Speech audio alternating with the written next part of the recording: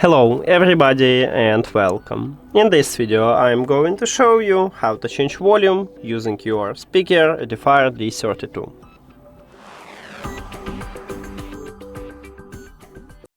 And basically we have two options how to change it. The first one, we can use an application. You need to go to EDIFIER CONNECT app. Of course, you need to add your speaker to the application, and then you will see the same menu. Right here at the third line we have volume control.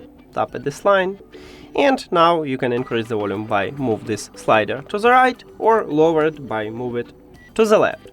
But as I said, we have two options, so the second option is to use controls at your speaker. And right here at the bottom, at the right side, we have a volume down button, what have a minus icon, and volume up.